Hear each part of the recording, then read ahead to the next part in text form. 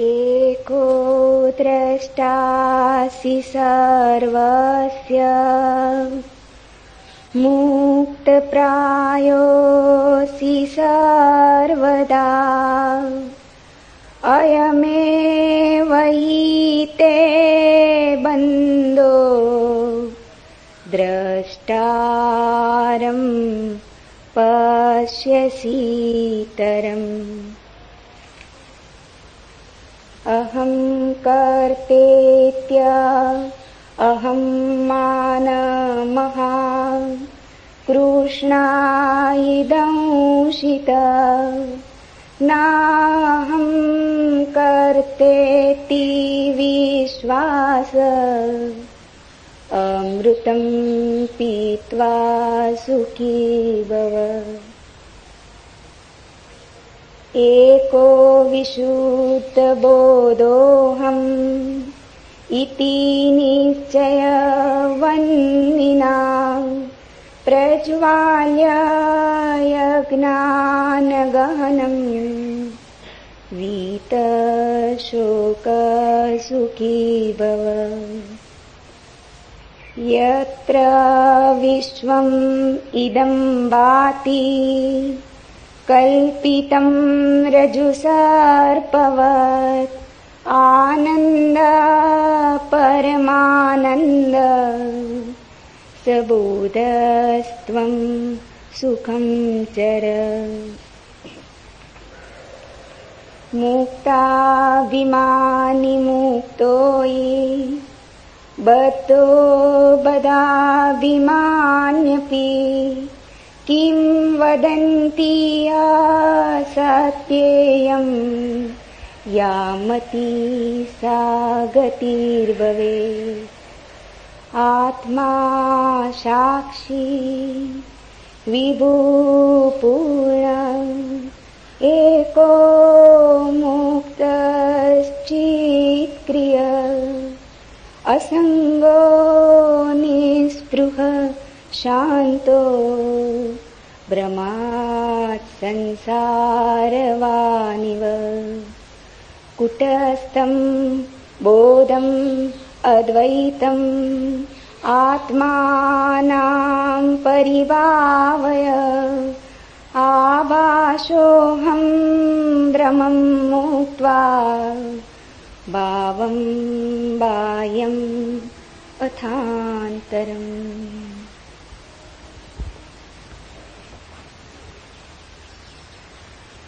पहला सूत्र। अष्टावक्र ने कहा, तू सब का एक दृष्टा है और सदा सचमुच मुक्त है। तेरा बंधन तो यही है कि तू अपने को छोड़ दूसरे को दृष्टा देखता है। यह सूत्र अत्यंत बहुमूल्य है। एक एक शब्द इसका ठीक से समझें। तू सबका एक दृष्टा है। एको दृष्टासि सर्वस्य, और सदा सचमुच मुक्त है। साधारणतः हमें अपने जीवन का बोध दूसरों की आंखों से मिलता है। हम दूसरों की आंखों का दर्पण की तरह उपयोग करते, इसलिए हम दृष्टा को भूल जाते और दृश्य बन जाते। स्वाभाविक भी है। छोटा बच्चा पैदा हुआ, उसे अभी अपना कोई पता नहीं। वो दूसरों की आंखों में झांक के ही देखेगा कि मैं कौन। अपना चेहरा तो दिखाई पड़ता नहीं, दर्पण खोजना होगा। जब तुम दर्पण में अपने को देखते हो तो तुम दृश्य हो गए, दृष्टा ना रहे। तुम्हारी अपने से पहचान ही कितनी है, उतनी जितना दर्पण ने कहा। मां कहती है बेटा सुंदर है, तो बेटा अपने को सुंदर मानता है। शिक्षक कहते हैं स्कूल में बुद्धिमान हो, तो व्यक्ति अपने को बुद्धिमान मानता है। कोई अपमान कर देता है, कोई निंदा कर देता है, तो निंदा का स्वर भीतर समा जाता है। इसलिए तो हमें अपना बोध बड़ा भ्रामक मालूम होता है, क्योंकि अनेक स्वर से मिलकर बना है, विरोधी स्वरों से मिलकर बना है। किसी ने कहा सुंदर हो और किसी ने कहा तुम और सुंदर। शकल तो देखो आईने में, दोनों स्वर भीतर चले गए, द्वंद्व पैदा हो गया। किसी ने कहा बड़े बुद्धिमान हो और किसी ने कहा तुम जैसा बुद्धू आदमी नहीं देखा। दोनों स्वर भीतर चले गए, दोनों भीतर जुड़ गए, बड़ी बेचैनी पैदा हो गई, बड़ा द्वंद्व पैदा हो गया। इसलिए तो तुम निश्चित नहीं हो कि तुम कौन हो। इतनी भीड़ तुमने इकट्ठी कर ली है मतों की, इतने दर्पणों में झांका है और सभी दर्पणों ने अलग अलग खबर दी। दर्पण तुम्हारे संबंध में थोड़ी खबर देते, दर्पण अपने संबंध में खबर देते। तुमने दर्पण देखे होंगे जिनमें तुम लंबे हो जाते, दर्पण देखे होंगे जिनमें तुम मोटे हो जाते, दर्पण देखे होंगे जिनमें तुम अति सुंदर दिखने लगते, दर्पण देखे होंगे जिनमें तुम अति कुरूप हो जाते, अष्टावक्र हो जाते। दर्पण में जो झलक मिलती है वो तुम्हारी नहीं है, दर्पण के अपने स्वभाव की है। विरोधी बातें इकट्ठी होती चली जाती। इन्हीं विरोधी बातों के संग्रह का नाम तुम समझ लेते हो मैं हूं। इसलिए तुम सदा कपते रहते हो, डरते रहते हो। लोक मत का कितना भय होता है। कहीं लोग बुरा ना सोचें, कहीं लोग ऐसा ना समझ लें कि मैं मूढ़ हूं, कहीं ऐसा ना समझ लें कि मैं असाधु हूं। लोग कहीं ऐसा ना समझ लें, क्योंकि लोगों के द्वारा ही हमने अपनी आत्मा निर्मित की है। गुरुजीएफ अपने शिष्यों से कहता था, अगर तुम्हें आत्मा को जानना हो तो तुम्हें लोगों को छोड़ना होगा। ठीक कहता था। सदियों से यही सद्गुरुओं ने कहा है। अगर तुम्हें स्वयं को पहचानना हो तो तुम्हें दूसरों की आंखों में देखना बंद कर देना होगा। मेरे देखे बहुत से खोजी, सत्य के अन्वेषक समाज को छोड़कर चले गए। उसका कारण यह नहीं था कि समाज में रह के सत्य को पाना असंभव है। उसका कारण इतना ही था, समाज में रह के स्वयं की ठीक ठीक छवि जाननी बहुत कठिन है। यहां लोग खबर दिए ही चले जाते हैं कि तुम कौन हो। तुम पूछो न पूछो, सब तरफ से झलकें आती ही रहती हैं कि तुम कौन हो। और हम धीरे धीरे इन्हीं झलकों के लिए जीने लगते। मैंने सुना एक राजनेता मरा, उसकी पत्नी 2 वर्ष पहले मर गई थी। जैसे ही राजनेता मरा, उसकी पत्नी ने उस दूसरे लोग के द्वार पर उसका स्वागत किया, लेकिन राजनेता ने कहा अभी मैं भीतर ना आऊंगा, जरा मुझे मेरी अर्थी के साथ राजघाट तक हो आने दो। पत्नी ने कहा अब क्या सार है, वहां तो देह पड़ी रह गई, मिट्टी है। उसने कहा कि मिट्टी नहीं, इतना तो देख लेने दो कितने लोग विदा करने आए। राजनेता और उसकी पत्नी भी अर्थी के साथ साथ, किसी को तो दिखाई ना पड़ते थे पर उनको अर्थी दिखाई पड़ती थी। चले, बड़ी भीड़ थी। अखबार नवीस थे, फोटोग्राफर थे, झंडे झुकाए गए थे, फूल सजाए गए थे, मिलिट्री के ट्रक पर रखी अर्थी थी, बड़ा सम्मान दिया जा रहा था, तोपें आगे पीछे थी, सैनिक चल रहे थे। गदगद हो उठा राजनेता। पत्नी ने कहा इतने प्रसन्न क्या हो रहे हो? उसने कहा अगर मुझे पता होता कि मरने पर इतनी भीड़ आएगी तो मैं पहले कभी का मर गया होता, तो हम पहले ही न मर गए होते, इतने दिन क्यों राह देखते। इतनी भीड़ मरने पर आए, इसी के लिए तो जिए। भीड़ के लिए लोग जीते हैं, भीड़ के लिए लोग मरते हैं। दूसरे क्या कहते हैं ये इतना मूल्यवान हो गया है कि तुम पूछते ही नहीं कि तुम कौन हो।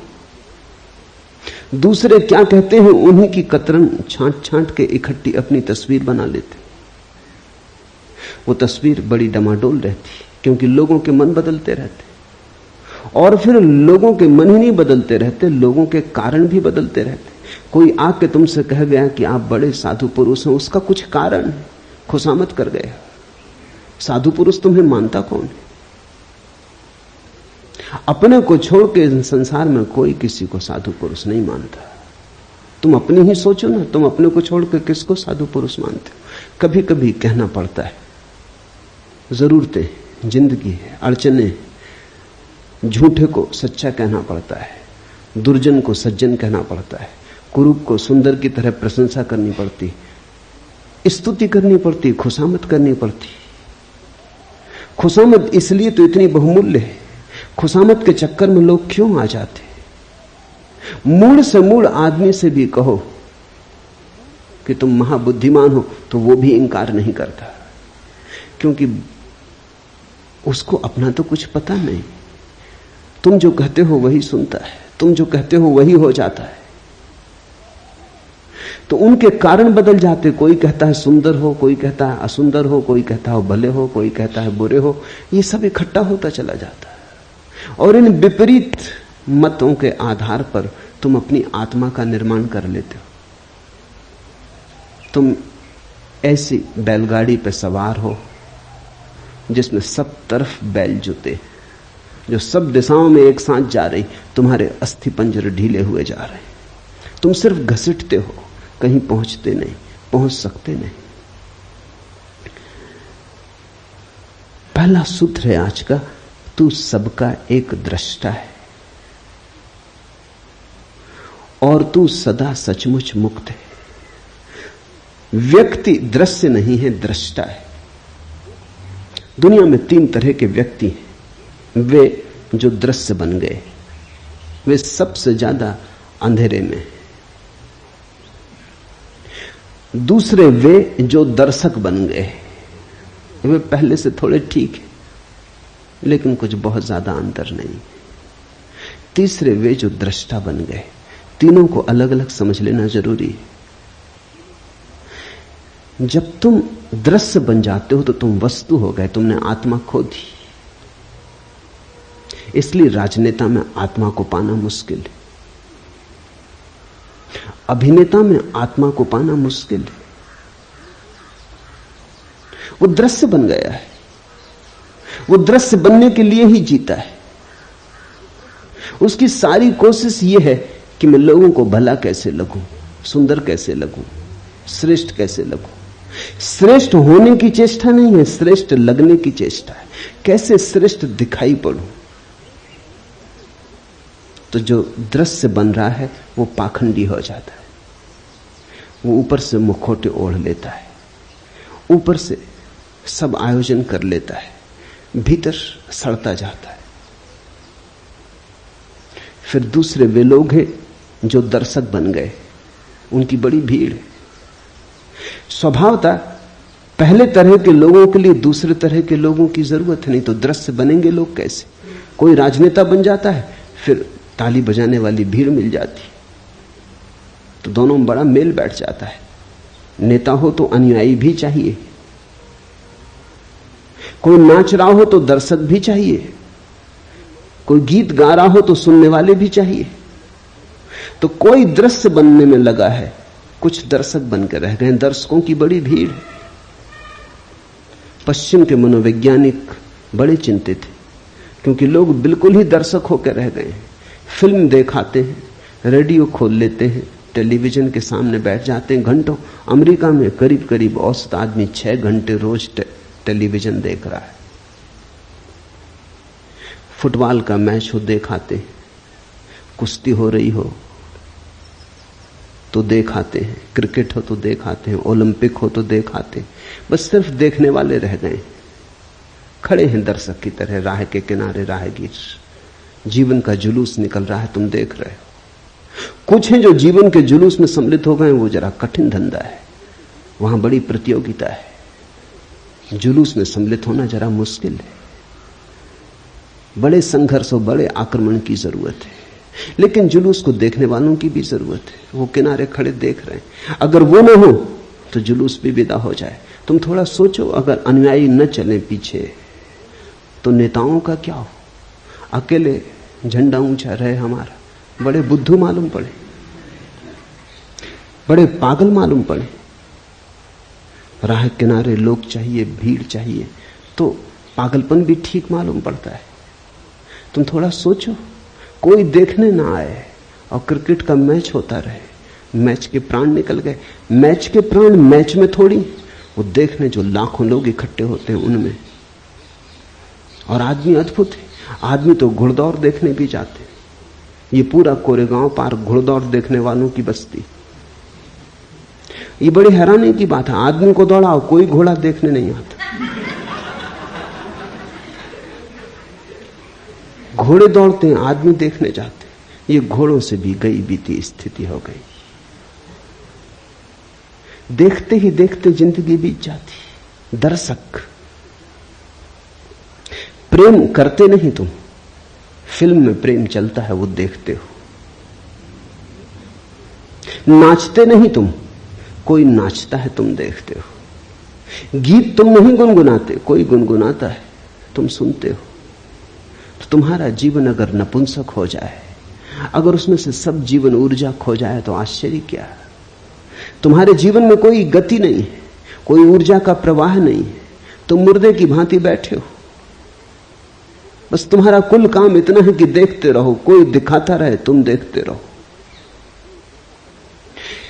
ये दो ही की बड़ी संख्या है दुनिया में, दोनों एक दूसरे से बंधे हैं। मनोवैज्ञानिक कहते हैं दुनिया में हर बीमारी के दो पहलू होते हैं।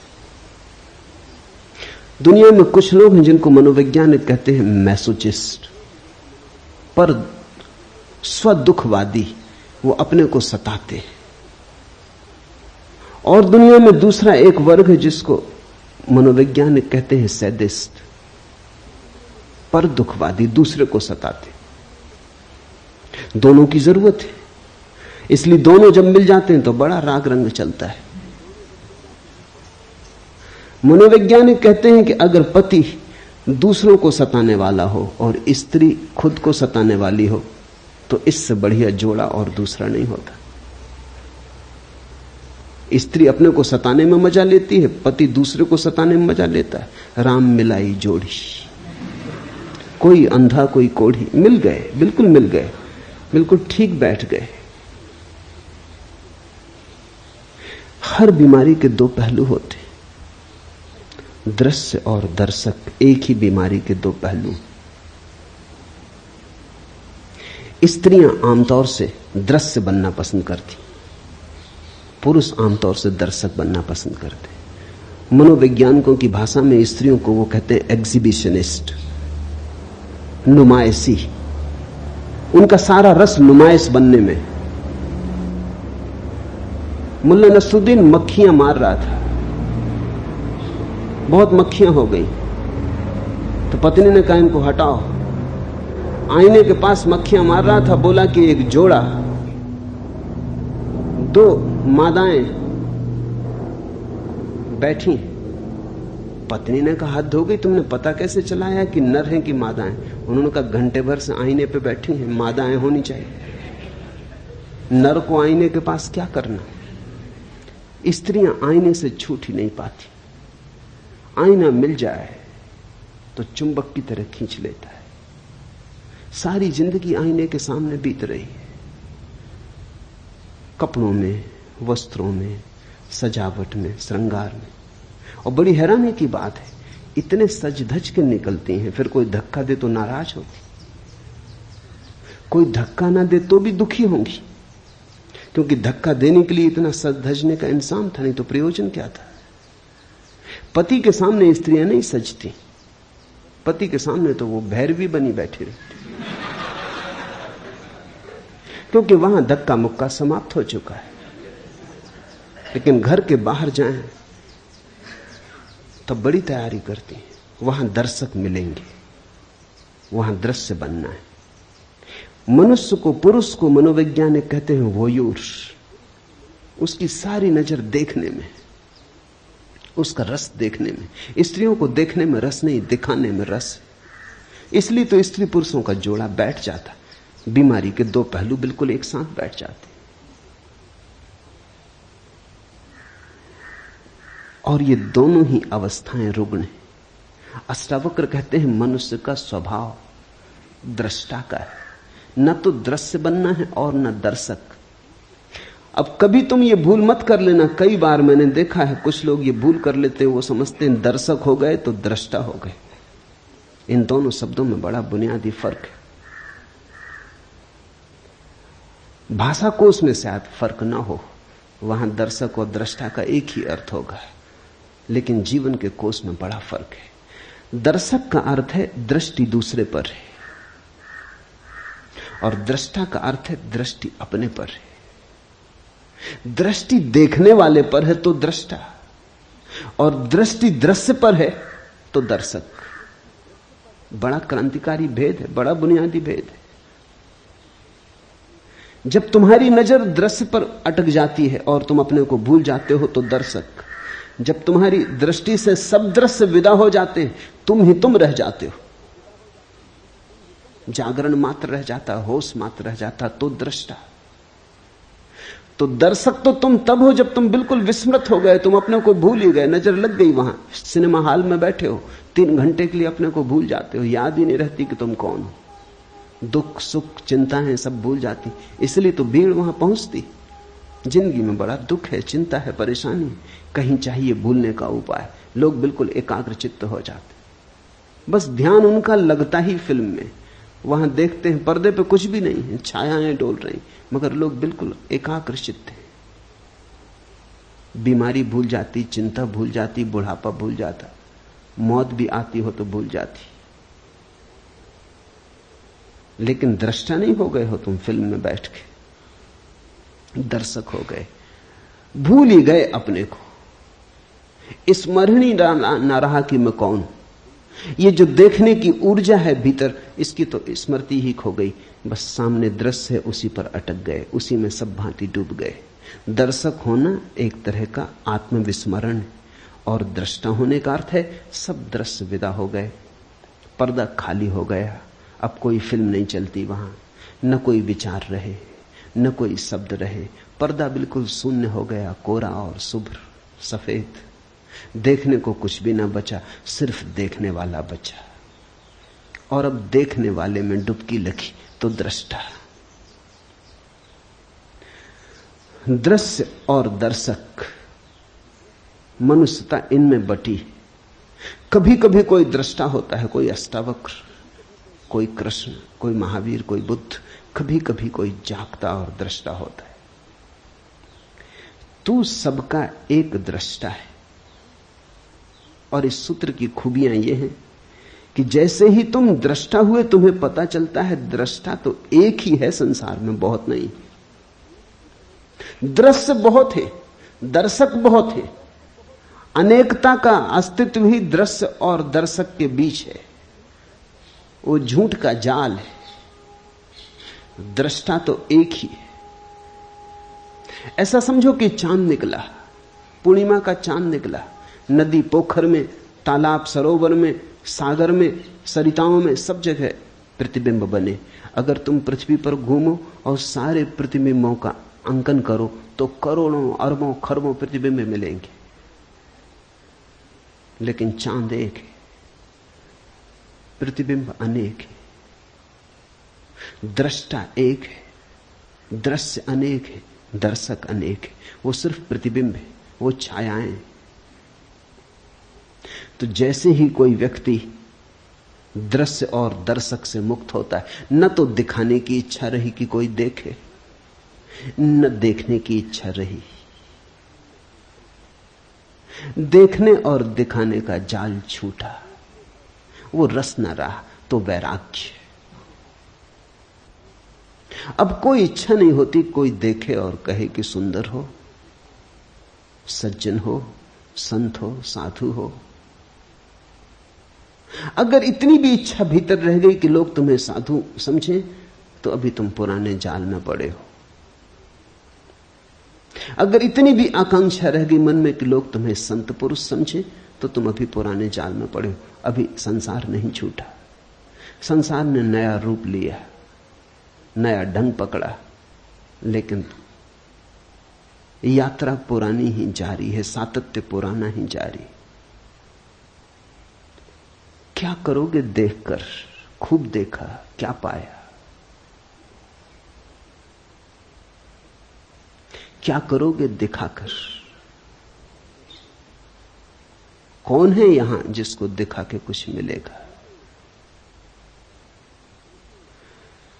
इन दोनों से पार हटकर, द्वंद्व से हटकर जो दृष्टा में डूबता है तो पाता है कि एक ही है। ये पूर्णिमा का चांद तो एक ही है। ये सरोवरों, पोखरों, तालाबों, सागरों में अलग अलग दिखाई पड़ता था। अलग अलग दर्पण थे इसलिए दिखाई पड़ता था। मैंने सुना है एक राजमहल था, सम्राट ने महल बनाया था सिर्फ दर्पणों से। दर्पण ही दर्पण थे अंदर, कांच महल था। एक कुत्ता, सम्राट का खुद का कुत्ता, रात बंद हो गया, भूल से अंदर रह गया। उस कुत्ते की अवस्था तुम समझ सकते हो क्या हुई होगी। वही आदमी की अवस्था है। उसने चारों तरफ देखा, कुत्ते ही कुत्ते थे। हर दर्पण में कुत्ता था। वो घबरा गया, वो भौंका। जब आदमी भयभीत होता है तो दूसरे को भयभीत करना चाहता है। शायद दूसरा भयभीत हो जाए तो अपना भय कम हो जाए। वो भौंका, लेकिन स्वभावतः वहां तो दर्पण ही थे। दर्पण दर्पण से कुत्ते भौंके, आवाज उसी पर लौट आई, अपनी ही प्रतिध्वनि थी। रात भर भौंकता रहा और बागता और दर्पणों से जूझता लहूलुहान हो गया। वहां कोई भी न था, अकेला था। सुबह मरा हुआ पाया गया। सारे भवन में खून के चिन्ह थे। उसकी कथा आदमी की कथा है। यहां दूसरा नहीं, यहां अन्य है ही नहीं। जो है अनन्य है। यहां एक है, लेकिन उस एक को जब तक तुम भीतर से ना पकड़ लोगे ख्याल में ना आएगा। तू सबका एक दृष्टा है और सदा सचमुच मुक्त है। अष्टावक्र कहते हैं सचमुच मुक्त है। इसे कल्पना मत समझना। आदमी बहुत अद्भुत है। आदमी सोचता है कि संसार तो सत्य है और ये सत्य की बातें सब कल्पना है। दुख तो सत्य मानता है, सुख की कोई किरण उतरे तो मानता है कोई सपना है, कोई धोखा है। मेरे पास लोग आते हैं, वो कहते हैं बड़ा आनंद मालूम हो रहा है। शक होता है ये कहीं भ्रम तो नहीं। दुख में इतने जन्मों जन्मों तक रहे कि भरोसा ही खो गया कि आनंद हो भी सकता है। आनंद असंभव मालूम होने लगा है। रोने का अभ्यास ऐसा हो गया है, दुख का ऐसा अभ्यास हो गया है, कांटों से ऐसी पहचान हो गई कि फूल अगर दिखाई भी पड़े तो भरोसा नहीं आता, लगता है सपना है, आकाश कुसुम, होगा नहीं, हो नहीं सकता। इसलिए अष्टावक्र कहते हैं सचमुच मुक्त है। व्यक्ति बंधा नहीं है। बंधन असंभव है क्योंकि केवल परमात्मा है, केवल एक है। न तो बांधने को कुछ है, न बंधने को कुछ है। तू सदा सचमुच मुक्त है। इसलिए अष्टावक्र जैसे व्यक्ति कहते हैं कि इसी क्षण चाहे तो मुक्त हो सकता है, क्योंकि मुक्त है ही। मुक्ति में कोई बाधा नहीं, बंधन कभी पड़ा नहीं, बंधन केवल माना हुआ है। तेरा बंधन तो यही है कि तू अपने को छोड़ दूसरे को दृष्टा देखता है। एको दृष्टासी सर्वस्य मुक्त प्रायो असि सर्वदा अयमेव ही ते बंधो दृष्टारम पश्य सीतरम। एक ही बंधन है कि तू अपने को छोड़ दूसरे को दृष्टा देखता है, और एक ही मुक्ति है कि तू अपने को दृष्टा जान ले। तो इस प्रयोग को थोड़ा करना शुरू करें। देखते हैं, वृक्ष के पास बैठे हैं, वृक्ष दिखाई पड़ रहा है, तो धीरे धीरे वृक्ष को देखते देखते उसको देखना शुरू करें जो वृक्ष को देख रहा है। जरा से हेरफेर की बात है। साधारणता चेतना का तीर वृक्ष की तरफ जा रहा है। इस तीर को दोनों तरफ जाने दें, इसका फल दोनों तरफ कर लें। वृक्ष को भी देखें और साथ ही चेष्टा करें उसको भी देखने की जो देख रहा है। देखने वाले को न भूलें।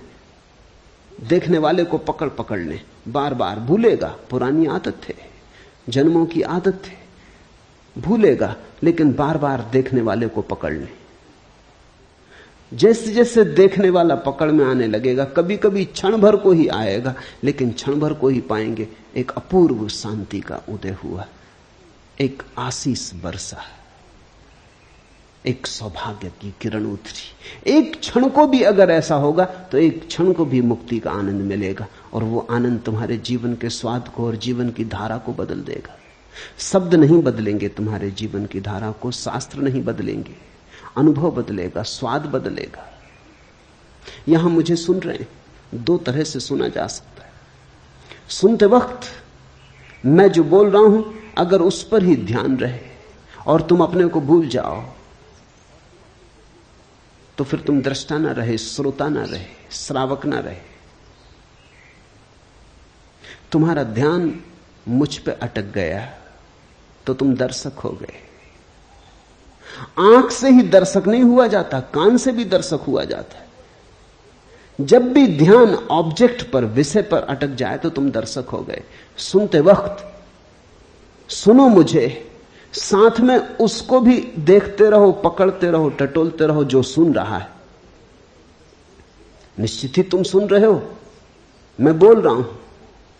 बोलने वाले पर ही नजर ना रहे, सुनने वाले को भी पकड़ते रहो, बीच बीच में उसको ख्याल लेते रहो। धीरे धीरे तुम पाओगे कि जिस घड़ी में तुमने सुनने वाले को पकड़ा, उसी घड़ी में तुमने मुझे सुना, से सब व्यर्थ गया। जब तुम सुनने वाले को पकड़ के सुनोगे तब जो मैं कह रहा हूं वही तुम्हें सुनाई पड़ेगा। और अगर तुमने सुनने वाले को नहीं पकड़ा है तो तुम न मालूम क्या क्या सुन लोगे जो मैंने ना तो कहा ना अष्टावक्र ने कहा है। तब तुम्हारा मन बहुत से जाल बुन लेगा, तुम बेहोश हो। बेहोशी में तुम कैसे होश की बातें समझ सकते हो? ये बातें होश की हैं, ये बातें किसी और दुनिया की हैं। तुमने अगर नींद में सुना तो तुम इन बातों के आसपास अपने सपने गूंथ लोगे, तुम इन बातों का रंग खराब कर दोगे, तुम इनको पोत लोगे, तुम अपने ढंग से इनका अर्थ निकाल लोगे, तुम इनकी व्याख्या कर लोगे। तुम्हारी व्याख्या में ही ये अद्भुत वचन मुर्दा हो जाएंगे।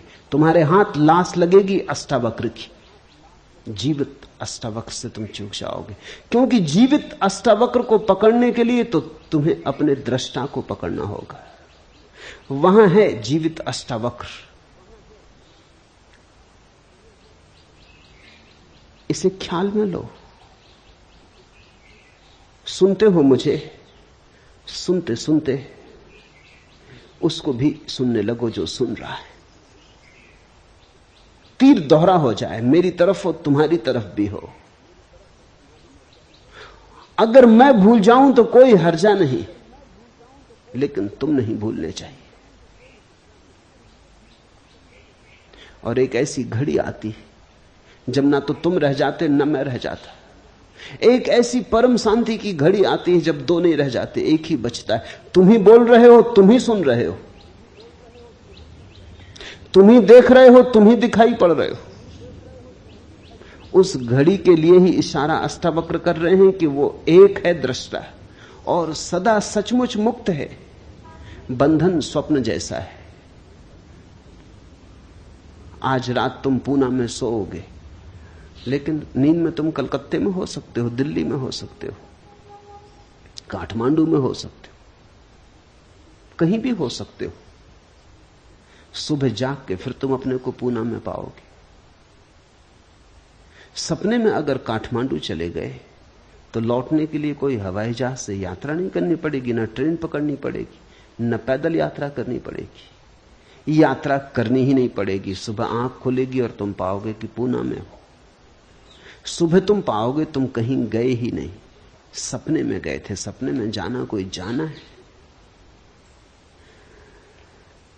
बंधन तो एक ही है तेरा कि तू अपने को छोड़ दूसरे को दृष्टा देखता है। एक ही बंधन है कि हमें अपना होश नहीं, अपने दृष्टा का होश नहीं। एक तो ये अर्थ है इस सूत्र का, एक और भी अर्थ है, वो भी ख्याल में ले लेना चाहिए। साधारणतः अष्टावक्र के ऊपर जिन्होंने भी कुछ लिखा है उन्होंने दूसरा ही अर्थ किया है। इसलिए वो दूसरा अर्थ भी समझ लेना जरूरी है। वो दूसरा अर्थ भी ठीक है, दोनों अर्थ साथ साथ ठीक है। तेरा बंधन तो यही है कि तू अपने को छोड़ दूसरे को दृष्टा देखता है। तुम मुझे सुन रहे हो, तुम सोचते हो कान सुन रहा है, तुम मुझे देख रहे हो, तुम सोचते हो आंख देख रही है। आंख क्या देखेगी? आंख को दृष्टा समझ रहे हो तो भूल हो गई। देखने वाला तो आंख के पीछे, सुनने वाला तो कान के पीछे। तुम मेरे हाथ को छुओ तो तुम सोचोगे तुम्हारे हाथ ने मेरे हाथ को छुआ, गलती हो रही। छूने वाला तो हाथ के भीतर छिपा है, हाथ क्या छुएगा? कल मर जाओगे, लाश पड़ी रह जाएगी, लोग हाथ पकड़े बैठे रहेंगे, कुछ भी ना छुएगा। लाश पड़ी रह जाएगी, आंख खुली पड़ी रहेगी, सब दिखाई पड़ेगा और कुछ भी दिखाई ना पड़ेगा। लाश पड़ी रह जाएगी, संगीत होगा, बैंड बाजे बजेंगे, कान पर चोट भी लगेगी, झंकार भी आएगी, लेकिन कुछ भी सुनाई ना पड़ेगा। जिसे सुनाई पड़ता था, जिसे दिखाई पड़ता था, जिसे स्पर्श होता था, स्वाद होता था, वो जा चुका। इंद्रियां नहीं अनुभव लाती, इंद्रियों के पीछे छिपा हुआ कोई। तो दूसरा अर्थ इस सूत्र का है कि तुम अपने को ही दृष्टा जानना, शरीर को मत जान लेना, आंख को, कान को, इंद्रियों को मत जान लेना, भीतर की चेतना को ही दृष्टा जानना।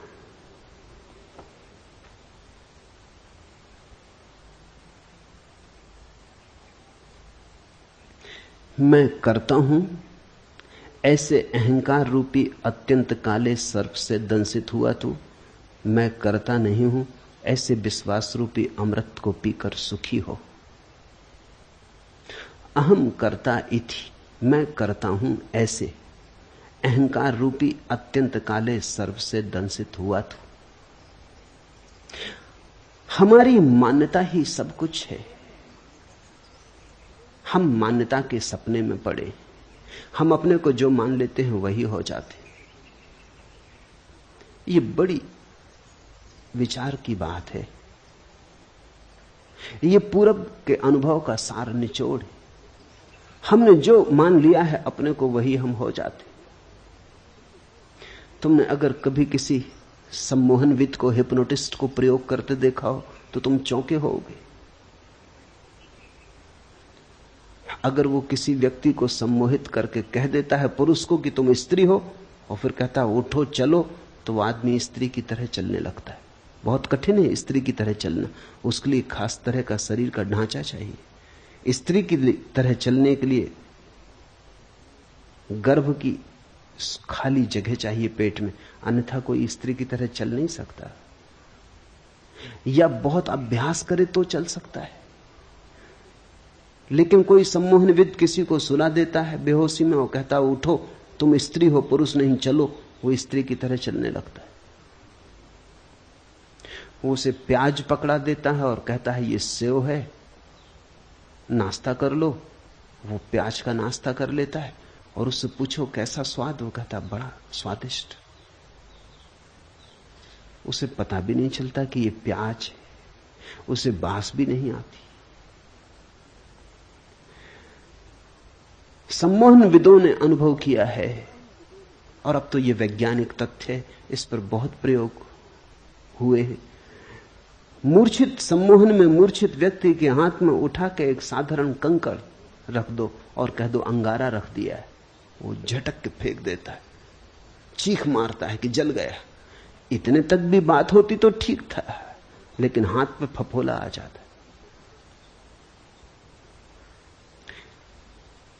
तुमने खबर सुनी होगी लोगों की कि जो आग पर चल लेते हैं वो भी सम्मोहन की गहरी अवस्था है। अगर तुमने ऐसा मान लिया कि नहीं जलूंगा तो आग भी नहीं जलाती। मानने की बात है, अगर जरा भी संदेह रहा तो मुश्किल हो जाएगी, तो जल जाओगे। ऐसा बहुत बार हुआ है कि कुछ लोग सिर्फ हिम्मत करके चले गए कि जब इतने लोग चल रहे हैं तो हम भी चल लेंगे, लेकिन भीतर संदेह का कीड़ा था, वो जल गए। ऑक्सफोर्ड यूनिवर्सिटी में इस पर प्रयोग किया गया। लंका से कुछ बौद्ध भिक्षु बुलाए गए थे चलने के लिए। वो बुद्ध पूर्णिमा को हर वर्ष बुद्ध की स्मृति में आग पर चलते हैं, वो बात बिल्कुल ठीक है। बुद्ध की स्मृति में आग पर चलना चाहिए, क्योंकि बुद्ध की कुल स्मृति इतनी है कि तुम देह नहीं हो। तो जब हम देह ही नहीं है तो आग हमें कैसे जलाएगी? कृष्ण ने गीता में कहा है, न आग तुझे जला सकती, न शस्त्र तुझे छेद सकते। नैनम छिदंती शस्त्राणि नाहम दहती पावका। नहीं आग तुझे जलाएगी, नहीं शस्त्र तुझे छेद सकते। तो बुद्ध पूर्णिमा के दिन श्रीलंका में बौद्ध भिक्षु आग पर चलते, उन्हें निमंत्रित किया गया, वो ऑक्सफोर्ड में भी चले। जब वो ऑक्सफोर्ड में चल रहे थे तो एक भिक्षु जल गया। कोई 20 भिक्षु चले, एक भिक्षु जल गया। खोजबीन की गई कि बात क्या हुई। वो भिक्षु सिर्फ इंग्लैंड देखने आया था, उसे कोई भरोसा नहीं था कि वो चल पाएगा। उसकी मर्जी कुछ और थी, वो तो सिर्फ यात्रा करने आया था। उसकी तो आकांक्षा इतनी थी कि इंग्लैंड देख लेंगे, और उसने सोचा जब ये 19 लोग नहीं जलते तो मैं क्यों जलूंगा।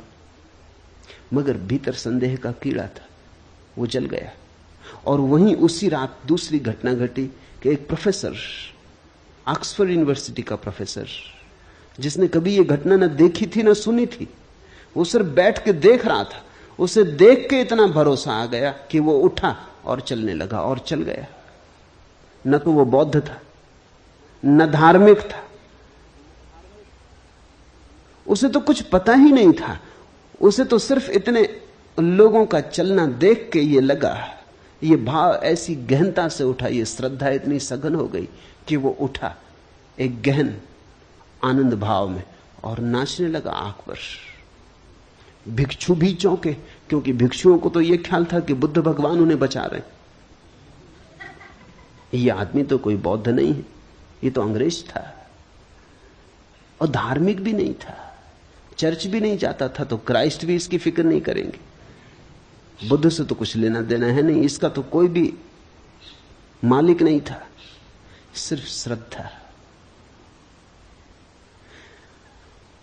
हम जो मानते हैं गहन श्रद्धा में वही हो जाते। मैं करता हूं ऐसे अहंकार रूपी अत्यंत काले सर्प से दंशित हुआ तू। मैं करता नहीं हूं ऐसे विश्वास रूपी अमृत को पीकर सुखी हो। ये वचन ख्याल रखना, बार बार अष्टावक्र कहते हैं सुखी हो। वो कहते हैं इसी क्षण घट सकती है बात। अहम करता इति, मैं करता हूं ऐसी हमारी धारणा है। उस धारणा के अनुसार हमारा अहंकार निर्मित होता है। कर्ता यानी अस्मिता। मैं करता हूं, उसी से हमारा अहंकार निर्मित होता है। इसलिए जितना बड़ा करता हो उतना बड़ा अहंकार होता है। तुमने अगर कुछ खास नहीं किया तो तुम क्या अहंकार रखोगे? तुमने एक बड़ा मकान बनाया तो उतना ही बड़ा तुम्हारा अहंकार हो जाता। तुमने एक बड़ा साम्राज्य रचाया तो उतनी ही सीमा तुम्हारे अहंकार की हो जाती। इसलिए तो दुनिया को जीतने के लिए पागल लोग निकलते। दुनिया को जीतने थोड़ी निकलते। दुनिया किसने कब जीती? लोग आते हैं चले जाते हैं, दुनिया को कौन जीत पाता है? लेकिन दुनिया को जीतने निकलते हैं घोषणा करने कि मेरा अहंकार इतना विराट है कि सारी दुनिया को छोटा कर दूंगा, घेर लूंगा, सीमा बना दूंगा। मैं ही परिभाषा बनूंगा सारे जगत की। सिकंदर और नेपोलियन और तैमूर और नादिर और सारे पागल दुनिया को घेरने चलते। ये दुनिया को घेरने के लिए जो आकांक्षा है, ये अहंकार की आकांक्षा है।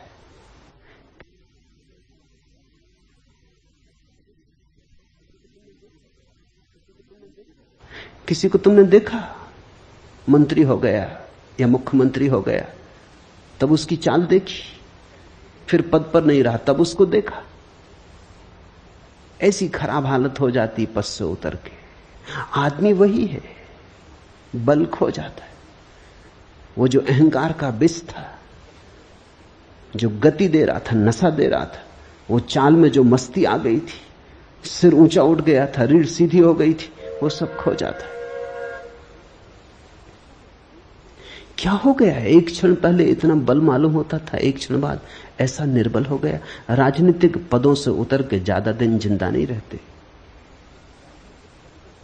राजनीतिक जब तक जीतते हैं तब तक बलशाली रहते हैं, जैसे ही हारने लगते वैसे ही बल खो जाता। मनोवैज्ञानिक कहते हैं कि लोग रिटायर होकर जल्दी मर जाते। 10 साल का फर्क पड़ता है, थोड़ा बहुत फर्क नहीं। जो आदमी 80 साल जीता वो जब 60 साल में रिटायर हो जाता तो 70 में मर जाता है। वो 80 साल जी सकता था, कोई और कारण न था मरने का, लेकिन मरने का एक कारण मिल गया कि जब तुम कलेक्टर थे, कमिश्नर थे, पुलिस इंस्पेक्टर थे या कांस्टेबल ही सही, स्कूल के मास्टर ही सही। स्कूल के मास्टर की भी अकड़ होती, उसकी भी एक दुनिया होती। 30-40 लड़कों पर तो रोब बांधे ही रखता है, उनको तो दबाए ही रखता है, वहां तो सम्राट ही होता है।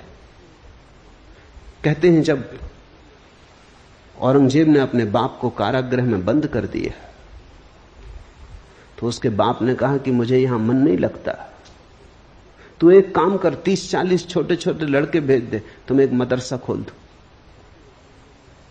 कहते हैं औरंगजेब ने कहा कि बाप, जेल में तो पड़ गया है लेकिन पुरानी सम्राट होने की अकड़ नहीं जाती, तो 30-40 लड़कों पे ही अब मालकियत करेगा। उसने इंतजाम कर दिया। छोटा छोटा स्कूल का मास्टर भी 30-40 लड़कों की दुनिया में तो राजा है। बड़े से बड़े राजा को भी इतना बल कहां होता है। कहो उठो तो उठते हैं लोग, कहो बैठो तो बैठते हैं लोग, सब उसके हाथ में। स्कूल का मास्टर ही सही, कलेक्टर हो, डिप्टी कलेक्टर हो, मिनिस्टर हो, कोई भी हो, जैसे ही रिटायर होता है वैसे ही बल खो जाता। अब कोई रास्ते पर नमस्कार नहीं करता, अब कहीं भी उसकी कोई सार्थकता नहीं मालूम होती, वो फिजूल मालूम पड़ता है, जैसे कूड़े के ढेर पर फेंक दिया गया या कबाड़ खाने में डाल दिया गया। अब उसकी कहीं कोई जरूरत नहीं, जहां भी जाता है लोग उसको सहते हैं, मगर उनके भाव से पता चलता है कि अब जाओ भी, क्षमा करो, अब यहां किस लिए चले आए, अब दूसरा काम करने दो। वे ही लोग जो उसकी खुशामद करते थे रास्ते से कन्नी काट जाते, वे ही लोग जो उसके पैर दाबते थे अब दिखाई नहीं पड़ते। अचानक उसके अहंकार का गुब्बारा सिकुड़ जाता है, जैसे गुब्बारा फूट गया, हवा निकलने लगी, पंचर हो गया, सिकुड़ने लगता है। जीने में कोई अर्थ नहीं मालूम होता, मरने की आकांक्षा पैदा होने लगती। वो सोचने लगता है मर ही जाऊं, क्योंकि अब क्या सार। रिटायर होकर लोग जल्दी मर जाते क्योंकि उनके जीवन का सारा बल तो उनके साम्राज्यों में था। कोई हेड क्लर्क था तो 10-5 क्लर्कों को ही सता रहा था। इससे कोई फर्क नहीं पड़ता कि तुम कौन हो, तुम चपरासी सही, मगर चपरासी की भी अकड़ होती। जब जाओ दफ्तर में अंदर तो चपरासी को बैठो, स्टूल पे ही बैठा है बाहर, लेकिन उसकी अकड़ देखो, कहता ठहरो। मुल्ला नसरुद्दीन कांस्टेबल का काम करता था, एक महिला को तेजी से कार चलाते हुए पकड़ लिया, जल्दी से निकाली नोटबुक, लिखने लगा। महिला ने कहा सुनो, बेकार लिखा पढ़ी मत करो, मेयर मुझे जानते, मगर वो लिखते ही रहा। महिला ने कहा कि सुनते हो कि नहीं, चीफ मिनिस्टर भी मुझे जानते, मगर वो लिखते ही रहा। आखिर महिला ने आखिरी दांव मारा, उसने कहा सुनते हो कि नहीं, इंदिरा गांधी भी मुझे जानती। मुल्ला ने कहा बकवास बंद करो, मुल्ला नसरुद्दीन तुम्हें जानता है। उस महिला ने कहा कौन मुल्ला नसरुद्दीन, मतलब? उसने कहा मेरा नाम मुल्ला नसरुद्दीन, अगर मैं जानता हूं तो कुछ हो सकता है, बाकी कोई भी जानता रहे, भगवान भी तुम्हें जानता हो।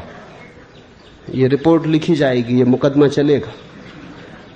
हर आदमी की अपनी अकड़ है, कांस्टेबल की भी अपनी अकड़ है, उसकी भी अपनी दुनिया है, अपना राज्य, उसके भीतर फंसे कि वो सताएगा। अहंकार जीता है उस सीमा पर जो तुम कर सकते हो। इसलिए तुम देखना, अहंकारी आदमी हां कहने में बड़ी मजबूरी अनुभव करता है। तुम अपने में ही निरीक्षण करना। ये मैं कोई दूसरों को जांचने के लिए तुम्हें मापदंड नहीं दे रहा हूं, तुम अपना ही आत्मविश्लेषण करना। नहीं कहने में मजा आता है, क्योंकि नहीं कहने में बल मालूम पड़ता है। बेटा पूछता है मां से कि जरा बाहर खिलाऊं, वो कहता नहीं नहीं। अभी बाहर खेलने में कुछ हर्जा भी नहीं है। बाहर नहीं खेलेगा बेटा तो कहां खेलेगा? और मां भी जानती है कि जाएगा ही वो, थोड़ा शोरगुल मचाएगा, वो भी अपना बल दिखलाएगा, बलों की टक्कर होगी, थोड़ी राजनीति चलेगी, वो चीख पुकार मचाएगा, बर्तन पटकेगा, तब वो कहेगी अच्छा जा बाहर खेल। लेकिन वो जब कहेगी जा बाहर खेल तब ठीक है, तब उसकी आज्ञा से जा रहा है।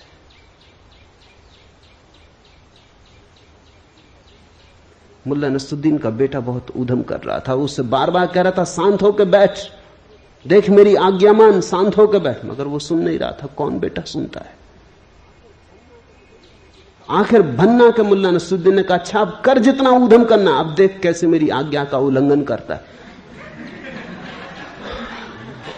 अब मेरी आज्ञा है, कर कितना ऊधम करना है, अब देखें कैसे मेरी आज्ञा का उल्लंघन करता है। नहीं जल्दी आती जवान पर रखिए। तुम जरा गौर करना, 100 में 90 मौकों पर जहां नहीं कहने की कोई भी जरूरत न थी, वहां भी तुम नहीं कहते हो। नहीं कहने का मौका तुम चूकते नहीं, नहीं कहने का मौका मिले तो झपट के लेते हो। हां कहने में बड़ी मजबूरी लगती, हां कहने में बड़ी दयनीयता मालूम होती। हां कहने का मतलब होता तुम्हारा कोई बल नहीं। इसलिए जो बहुत अहंकारी हैं वो नास्तिक हो जाते। नास्तिक का मतलब उन्होंने आखिरी नहीं कह दी, उन्होंने कह दिया ईश्वर भी नहीं, और की तो बात छोड़ो। नास्तिक का अर्थ है कि उसने आखिरी अल्टीमेट परम इंकार कर दिया। आस्तिक का अर्थ है उसने परम स्वीकार कर लिया, उसने हां कह दिया ईश्वर है। ईश्वर को हां कहने का मतलब है मैं ना रहा, ईश्वर को न कहने का मतलब है बस मैं ही रहा, अब मेरे ऊपर कोई भी नहीं, मेरे पार कोई भी नहीं, मेरी सीमा बांधने वाला कोई भी नहीं। हमारा कर्तृत्व हमारे अहंकार को भरता है। इसलिए अष्टावक्र के सूत्र को ख्याल करना, मैं करता हूं, अहम कर्ता इति। ऐसे अहंकार रूपी अत्यंत काले सर्प से दंशित हुआ तो व्यर्थ ही पीड़ित और परेशान हो रहा है। यह पीड़ा कोई बाहर से नहीं आती, यह दुख हम जो झेलते हैं अपना निर्मित किया हुआ है। जितना बड़ा अहंकार उतनी पीड़ा होगी। अहंकार घाव है, जरा सी हवा का झोंका भी दर्द दे जाता है। निरअहंकारी व्यक्ति को दुखी करना असंभव है, अहंकारी व्यक्ति को सुखी करना असंभव है। अहंकारी व्यक्ति ने तय ही कर लिया कि अब सुखी नहीं होना है, क्योंकि सुख आता है हां भाव से, स्वीकार भाव से। सुख आता है ये बात जानने से कि मैं क्या हूं, एक बूंद हूं सागर में, सागर की एक बूंद हूं, सागर ही है, मेरा होना क्या है। जिस व्यक्ति को अपने न होने की प्रतीति सघन होने लगती है, उतने ही सुख के अंबार उस पर बरसने लगते हैं। जो मिटा वो भर दिया जाता है, जिसने अकड़ दिखाई वो मिट जाता है। मैं करता नहीं हूं, ऐसे विश्वास रूपी अमृत को पीकर तू सुखी हो। मैं करता नहीं हूं, ऐसे भाव को अष्टावक्र अमृत कहते। अहम न करता इति, यही अमृत है। इसका एक अर्थ और भी समझ लेना चाहिए। सिर्फ अहंकार मरता है, तुम कभी नहीं मरते। इसलिए अहंकार मृत्यु है, विष है। जिस दिन तुमने जान लिया कि अहंकार है ही नहीं, बस मेरे भीतर परमात्मा ही है, उसकी है एक फैलाव, उसकी ही एक किरण, उसकी ही एक बूंद, फिर तुम्हारी कोई मृत्यु नहीं, फिर तुम अमृत हो। परमात्मा के साथ तुम अमृत हो, अपने साथ तुम मरण धर्मा हो। अपने साथ तुम अकेले हो, संसार के विपरीत हो, अस्तित्व के विपरीत हो, तुम असंभव युद्ध में लगे हो जिसमें हार सुनिश्चित है। परमात्मा के साथ सब तुम्हारे साथ है, जिसमें हार असंभव है, जीत सुनिश्चित है। सबको साथ लेके चल पड़ो। जहां सहयोग से घट सकता हो वहां संघर्ष क्यों करते हो? जहां झुक के मिल सकता हो वहां लड़के लेने की चेष्टा क्यों करते हो? जहां सरलता से, विनम्रता से मिल जाता हो वहां तुम व्यर्थ ही ऊधम क्यों मचाते हो? व्यर्थ का उत्पात क्यों करते हो? मैं करता नहीं हूं, ऐसे विश्वास रूपी अमृत को पीकर सुखी हो। जनक ने पूछा है कैसे हम सुखी हो, कैसे सुख हो, कैसे मुक्ति मिले। कोई विधि नहीं बता रहे हैं अष्टावक्र, वो नहीं कह रहे हैं कि साधो इस तरह, वो कहते हैं देखो इस तरह, दृष्टि ऐसी हो बस। ये सारा दृष्टि का ही उपद्रव है। दुखी हो तो गलत दृष्टि आधार है, सुखी होना है तो ठीक दृष्टि। विश्वास रूपी अमृत को पीकर सुखी हो, इसमें विश्वास की भी परिभाषा समझने जैसी है। अविश्वास का अर्थ होता है तुम अपने को समग्र के साथ एक नहीं मानते, उसी से संदेह उठता है। अगर तुम समग्र के साथ अपने को एक मानते हो तो कैसा अविश्वास? जहां ले जाएगा अस्तित्व वही शुभ है। न हम अपनी मर्जी आए न अपनी मर्जी जाते, न तो हमें जन्म का कोई पता है क्यों जन्मे, न हमें मृत्यु का कोई पता है क्यों मरेंगे। न हमसे किसी ने पूछा जन्म के पहले कि जन्मना चाहते हो, न हमसे कोई मरने के पहले पूछेगा कि मरोगे, मरने की इच्छा है। सब यहां हो रहा है, हमसे कौन पूछता है? हम व्यर्थ ही बीच में क्यों अपने को लाएं? जिससे जीवन निकला है उसी में हम विसर्जित होंगे, और जिसने जीवन दिया है उस पर अविश्वास कैसा? जहां से इस सुंदर जीवन का आविर्भाव हुआ है उस स्रोत पर अविश्वास कैसा? जहां से ये फूल खिले, जहां ये कमल खिले, जहां ये चांद तारे, जहां ये मनुष्य हैं, पशु पक्षी हैं, जहां इतना गीत है, जहां इतना संगीत है, जहां इतना प्रेम है, उस पर अविश्वास क्यों? विश्वास का अर्थ है हम अपने को विजाती नहीं मानते, परदेसी नहीं मानते। हम अपने को इस अस्तित्व के साथ एक मानते। इस एक की उद्घोषणा के होते ही जीवन में सुख की वर्षा हो जाती। ऐसे विश्वास रूपी अमृत को पीकर सुखी हो। विश्वास अमृतम पीत्वा सुखी भव। अभी हो जा सुखी, पीत्वा सुखी भव, इसी क्षण हो जा सुखी। मैं एक विशुद्ध बोध हूं, ऐसी निश्चय रूपी अग्नि से अज्ञान रूपी वन को जलाकर तू वीत सुख हुआ, सुखी हो। अभी हो जा दुख के पार। एक छोटी सी बात को जान लेने से दुख विसर्जित हो जाता है कि मैं विशुद्ध बोध हूं, कि मैं मात्र साक्षी भाव हूं, कि मैं केवल दृष्टा हूं। अहंकार का रोग एकमात्र रोग है। मैंने सुना है दिल्ली के एक कवि सम्मेलन में मुल्ला नसरुद्दीन भी सम्मिलित हुआ। जब कवि सम्मेलन समाप्त हुआ और संयोजक पारिश्रमिक बांटने लगे तो वो तृप्त न हुआ। पारिश्रमिक जितना वो सोचता था उतना उसे मिला नहीं। वो बड़ा नाराज हुआ। उसने कहा, जानते हो मैं कौन हूं? मैं पूना का कालिदास हूं। संयोजक भी छठे लोग रहे होंगे।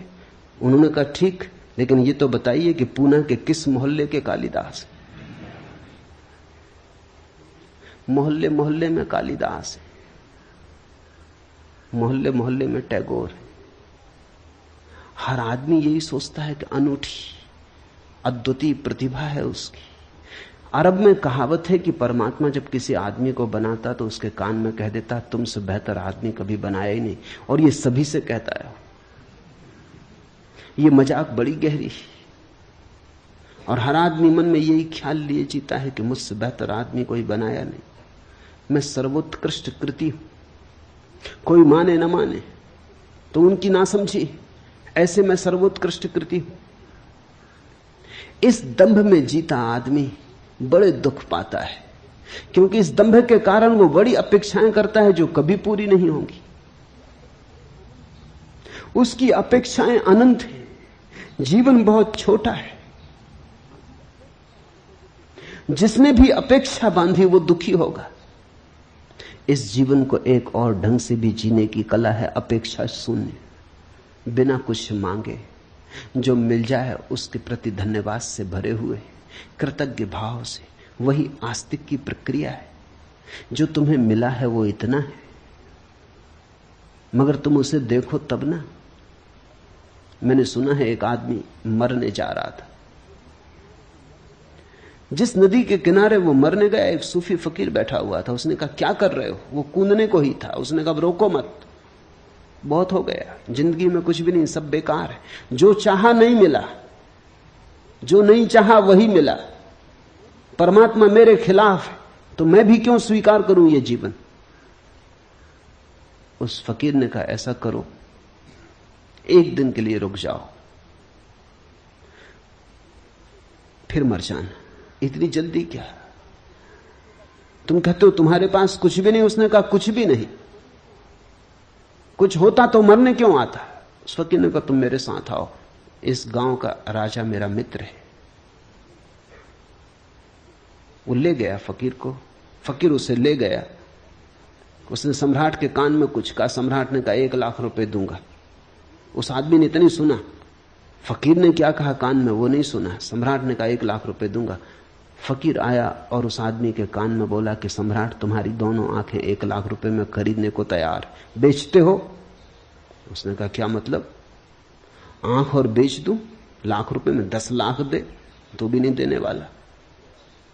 तो सम्राट के पास फिर गया। उसने कहा अच्छा 11 लाख देंगे। उस आदमी ने कहा छोड़ो जी, ये धंधा करने नहीं, आंख बेचेंगे क्यों? फकीर ने कहा कान बेचोगे, नाक बेचोगे? ये सम्राट हर चीज खरीदने को तैयार है और जो दाम मांगो देने को तैयार। उसने कहा नहीं, ये धंधा हमें करने नहीं है, बेचेंगे क्यों? उस फकीर ने कहा जरा देख, आंख तू 11 लाख में भी बेचने को तैयार नहीं, और रात तू मरने जा रहा था और कह रहा था कि मेरे पास कुछ भी नहीं। जो मिला है वो हमें दिखाई नहीं पड़ता। जरा इन आंखों को तो ख्याल करो, ये कैसा चमत्कार है। आंख चमड़ी से बनी है, चमड़ी का ही अंग है, लेकिन आंख देख पाती कैसी पारदर्शी। असंभव संभव हुआ है। ये कान सूंघ पाते संगीत को, पक्षियों के कलरव को, हवाओं के मरमर को, सागर के शोर को। ये कान सिर्फ चमड़ी और हड्डी से बने। ये चमत्कार तो देखो। तुम हो, ये इतना बड़ा चमत्कार है कि इससे बड़ा और कोई चमत्कार क्या तुम सोच सकते हो? इस हड्डी मांस मज्जा की देह में चैतन्य का दिया जल रहा है। जरा इस चैतन्य के दिए का मूल्य तो आंको नहीं, लेकिन तुम्हारी इस पे कोई दृष्टि नहीं। तुम कहते हो हमें 100 रुपए की नौकरी मिलनी चाहिए थी, 90 रुपए की मिली, मरेंगे, आत्महत्या कर लेंगे। कि होना चाहिए था मिनिस्टर, केवल डिप्टी मिनिस्टर हो पाए, नहीं जिएंगे। कि मकान बड़ा चाहिए था, छोटा मिला, कोई सार रहने का नहीं। कि दिवाला निकल गया, कि बैंक में खाता खाली हो गया, अब जीने में सार क्या है। कि एक स्त्री चाही थी वो न मिली, कि एक पुरुष चाहा था वो न मिला, बस अब मरेंगे। जितना तुम चाहोगे उतना ही तुम्हारे जीवन में दुख होगा। जितना तुम देखोगे कि बिना चाहे कितना मिला है, अपूर्व तुम्हारे ऊपर बरसा है, अकारण तुमने कमाया क्या है? क्या थी कमाई तुम्हारी जिसके कारण तुम्हें जीवन मिले? क्या है तुम्हारा अर्जन जिसके कारण क्षण भर तुम सूरज की किरणों में नाचो, चांद तारों से बात करो? क्या है कारण? क्या है तुम्हारा बल? क्या है प्रमाण तुम्हारे बल का कि हवाएं तुम्हें छुए और तुम गुनगुनाओ, आनंद मग्न हो, कि ध्यान संभव हो सके? इसके लिए तुमने क्या किया है? यहां सब तुम्हें मिला है प्रसाद रूप, फिर भी तुम परेशान हो, फिर भी तुम कहे चले जाते हो, फिर भी तुम उदास हो। जरूर अहंकार का रोग खाए चला जा रहा है, वही सबको पकड़े हुए है। मैंने सुना है एक परिवार के सभी सदस्य फिल्मों में काम करते थे। एक बार परिवार का मुखिया अपने पारिवारिक डॉक्टर के पास आया और बोला, डॉक्टर साहब, मेरे बेटे को छूत की बीमारी, स्कारलेट फीवर, और वह मानता है कि उसने घर की नौकरानी को चूमा है। आप घबराइए नहीं, डॉक्टर ने सलाह दी, जवानी में खून जोश मारता ही है। आप समझे नहीं डॉक्टर, वो आदमी बोला और थोड़ा बेचैन होकर, सच बात यह है कि उसके बाद मैं भी उस लड़की को चूम चुका हूं। तब तो मामला कुछ गड़बड़ नजर आता है। डॉक्टर ने स्वीकार किया। अभी क्या गड़बड़ है डॉक्टर साहब? उसके बाद मैं अपनी पत्नी को भी 2 बार चूम चुका हूं। इतना सुनते ही डॉक्टर अपनी कुर्सी से उछल के चिल्लाया, तब तो मारे गए, तब तो ये वाहियात बीमारी मुझे भी लग चुकी होगी। वो उनकी पत्नी को चूम चुके। ऐसी बीमारी फैलती चली जाती। अहंकार छूत की बीमारी है। जब बच्चा पैदा होता है तो कोई अहंकार नहीं होता, बिल्कुल निरअहकार, निर्दोष होता है, खुली किताब होता है, कुछ भी लिखावट नहीं होती, खाली किताब होता है। फिर धीरे धीरे अक्षर लिखे जाते, फिर धीरे धीरे अहंकार निर्मित किया जाता है। माँ बाप, परिवार, समाज, स्कूल, विश्वविद्यालय फिर उसके अहंकार को मजबूत करते चले जाते। ये सारी प्रक्रिया हमारे शिक्षण की और संस्कार की, सभ्यता और संस्कृति की बस एक बीमारी को पैदा करती, अहंकार को जन्माती। ये अहंकार फिर जीवन भर हमारे पीछे प्रेत की तरह लगा रहता है। अगर तुम धर्म का ठीक अर्थ समझना चाहो तो इतना ही है। समाज, संस्कृति, सभ्यता तुम्हें जो बीमारी दे देते हैं, धर्म उस बीमारी की औषधि है और कुछ भी नहीं। धर्म समाज विरोधी है, सभ्यता विरोधी है, संस्कृति विरोधी है।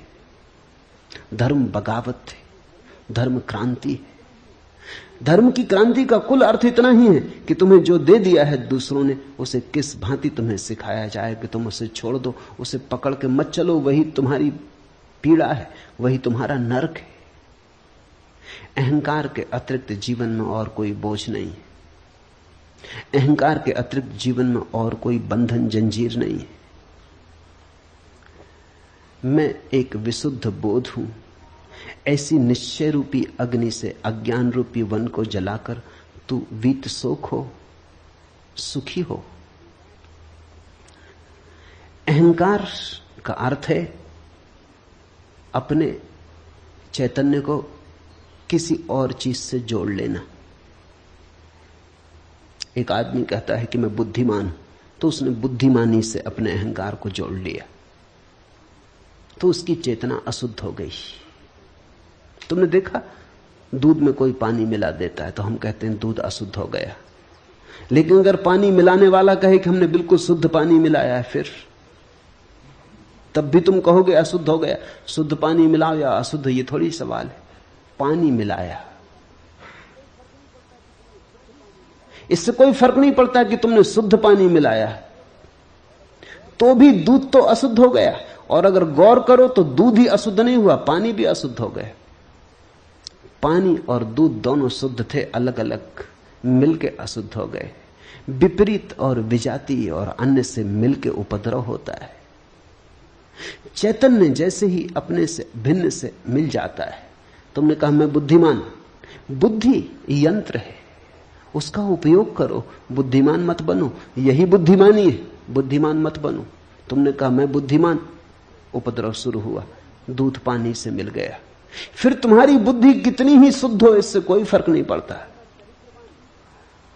तुमने कहा मैं चरित्रवान, दूध पानी से मिल गया।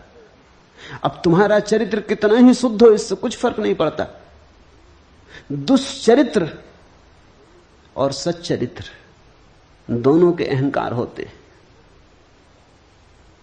मैंने सुना है एक पुरानी कहानी कि जार के जमाने में रूस में साइबेरिया में 3 कैदी बंद थे और तीनों में सदा विवाद हुआ करता था कि कौन बड़ा अपराधी, और तीनों में सदा विवाद हुआ करता था कि कौन ज्यादा दिन से जेल भोग रहा है। जेल में अक्सर यह होता है, लोग वहां भी बढ़ा चढ़ा के बताते। ऐसे नहीं कि तुम अपना बैंक बैलेंस बढ़ा चढ़ा के बताते हो और मेहमान आ जाते हैं तो घर में पड़ोस से फर्नीचर मांग के वो गलीचे बिछा देते हो, तुम ही धोखा देते हो। ऐसा नहीं है। ऐसा नहीं है कि तुम ही दूसरों को देख के खूब जोर जोर से हरे राम करने लगते हो कि कोई आ जाए तो प्रार्थना लंबी हो जाती है, पूजा की घंटियां जोर से बजने लगती हैं, कोई ना आए जल्दी निपटा लेते हो। ऐसा तुम ही करते हो, ऐसा नहीं है। मेहमान घर में हो तो तुम मंदिर चले जाते हो, क्योंकि मेहमानों पर धार्मिक होने का प्रभाव डालना है। कैदी भी कारागृह में इसी तरह करते। उन 3 कैदियों में विवाद होता था। एक दिन पहले कैदी ने कहा कि मैं जब जेल में आया था, जब मुझे साइबेरिया के जेल में डाला गया, तब मोटर गाड़ी नहीं चलती थी। दूसरे ने कहा इसमें क्या रखा है, मैं जब डाला गया तब बैलगाड़ी तक नहीं चलती थी। तीसरे ने कहा बैलगाड़ी क्या होती। वो ये सिद्ध करने की कोशिश कर रहे हैं कि कौन कितने प्राचीन समय से उस जेल में पड़ा हुआ। इसमें भी अहंकार है। मैंने सुना है एक जेल में एक नया अपराधी आया, जिस कोठरी में उसे भेजा गया था उस कोठरी में एक दादा पहले से ही जमे थे। उन दादा ने पूछा कि कितने दिन रहेगा। मैंने कहा कि ये कोई 20 साल की सजा हुई। तो उसने कहा तू दरवाजे पे रह, तुझे जल्दी निकलना पड़ेगा, तू दरवाजे के पास ही अपना बिस्तरा लगा ले। अपराधी का भी अहंकार है। बुरे के साथ भी आदमी अपने अहंकार को भरता है, भले के साथ भी भरता है, लेकिन दोनों स्थितियों में चैतन्य अशुद्ध हो जाता है। अष्टावक्र कहते हैं मैं एक विशुद्ध बोध हूं, न तो मैं बुद्धिमान हूं, न मैं चरित्रवान हूं, न मैं चरित्रहीन हूं, न मैं सुंदर हूं, न मैं असुंदर हूं, न मैं जवान हूं, न मैं बूढ़ा हूं, न गोरा न काला, न हिंदू न मुसलमान, न ब्राह्मण न शूद्र। मेरा कोई तादात्म्य नहीं है। मैं इन सबको देखने वाला हूं। जैसे तुमने दिया जलाया अपने घर में, तो दिए की रोशनी टेबल पे भी पड़ती, कुर्सी पे भी पड़ती, दीवार पे भी पड़ती, दीवार घड़ी पे भी पड़ती, फर्नीचर पे, अलमारी पर, कालीन पर, फर्श पर, छप्पर पर, सब पे पड़ती। तुम बैठे तुम पे भी पड़ती। लेकिन ज्योति न तो दीवार है, न छप्पर है, न फर्श है, न टेबल है, न कुर्सी है। सब रोशन है उस रोशनी में, लेकिन रोशनी अलग है। शुद्ध चैतन्य तुम्हारी रोशनी है, तुम्हारा बोध है।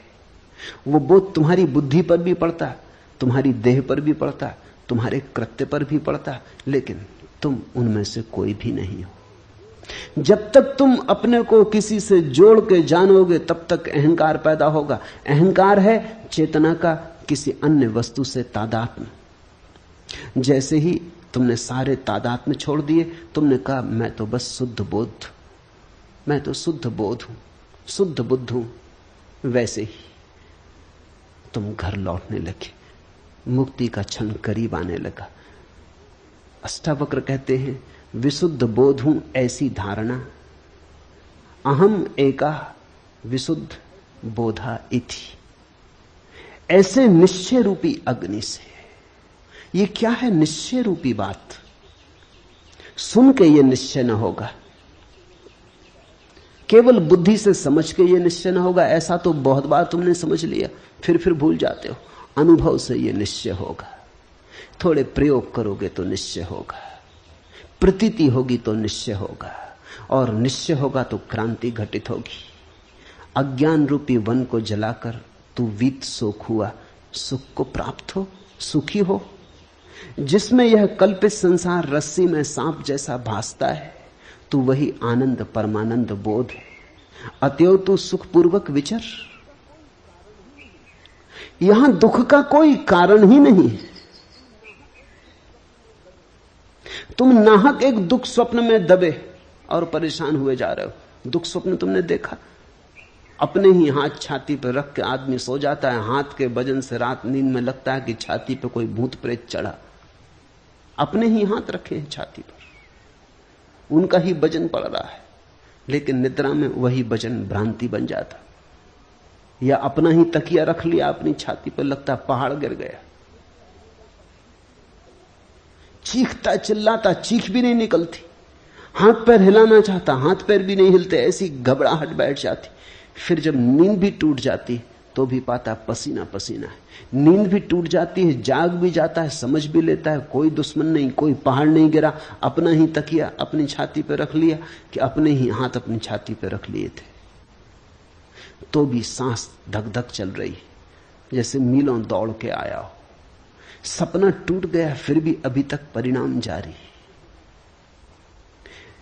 जिसको हम ये संसार के दुख कह रहे हैं वो हमारी ही बोध की भ्रांतियां हैं, जिसमें यह कल्पित संसार रस्सी में सांप जैसा भासता है। तुमने देखा कभी रस्सी पड़ी हो रास्ते पर अंधेरे में, बस सांप का ख्याल आ जाता, ख्याल आ गया तो रस्सी पर सांप आरोपित हो गया, भागे, चीख पुकार मचा दी।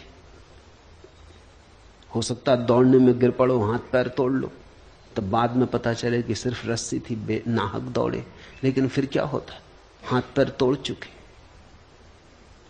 लेकिन अगर तुम्हारे पास थोड़ा सा भी बोध का दिया हो, प्रकाश हो थोड़ा, तो अंधेरे से अंधेरी रात में भी तुम बोध के दिए से देख पाओगे कि रस्सी रस्सी है, सर्प नहीं।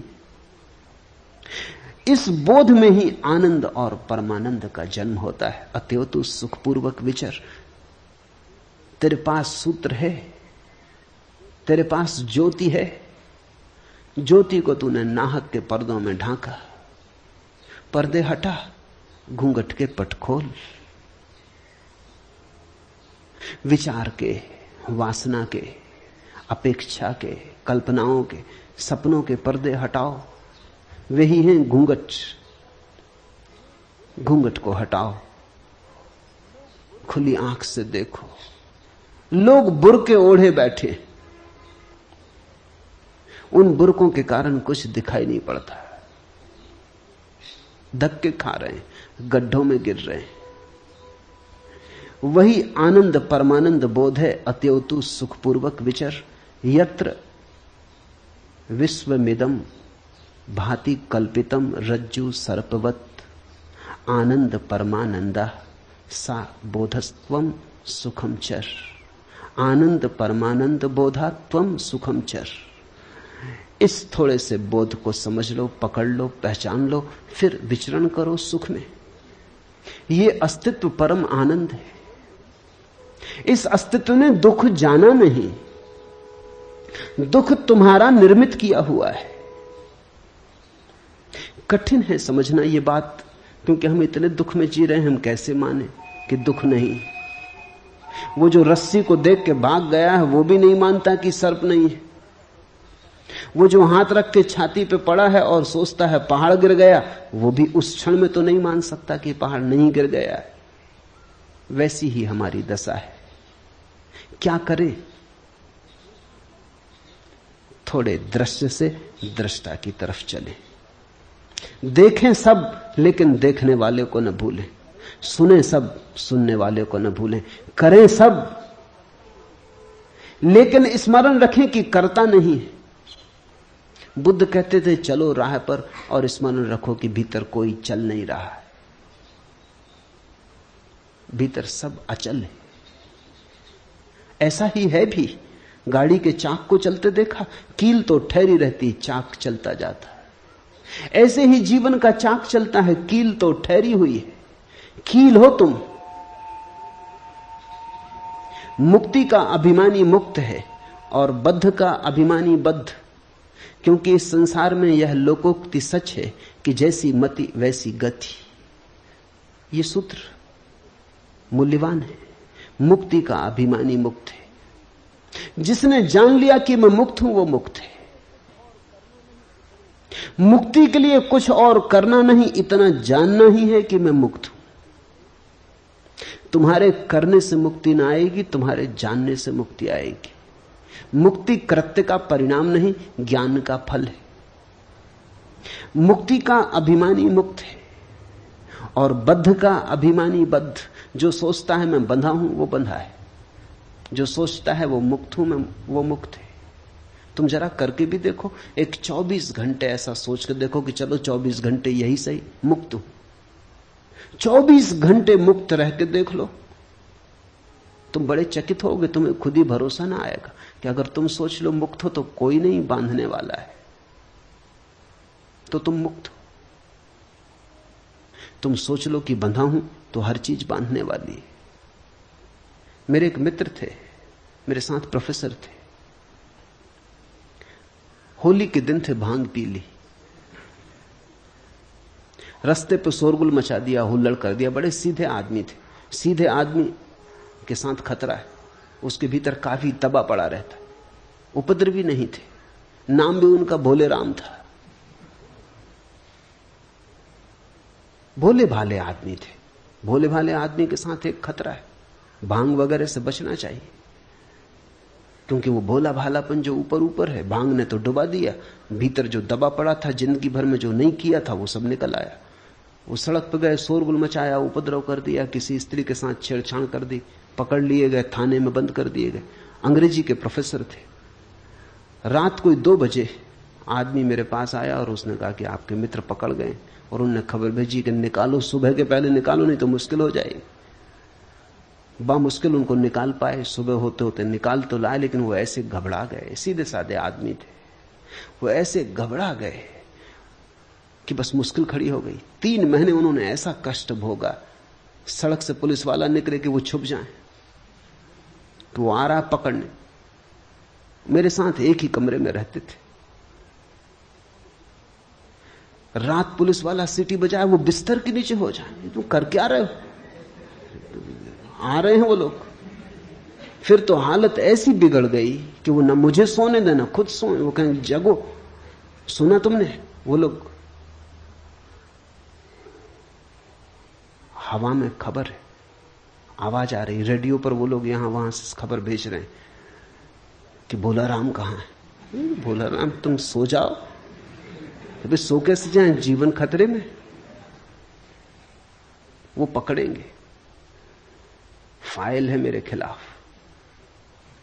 आखिर में इतना परेशान हो गया कि कोई रास्ता न देख के कॉलेज भी जाना उन्होंने बंद कर दिया। छुट्टी लेके घर बैठ गए। वो 24 घंटे एक ही रंग चलने लगा, जिसको मनोवैज्ञानिक पैरानॉइड कहते। वो पैरानॉइड हो गए, अपने भय से ही रचना करने लगे। भले आदमी थे, कभी सोचा भी नहीं था मैंने, लेकिन एक अनुभव हुआ कि आदमी क्या क्या कल्पना नहीं कर ले सकता है।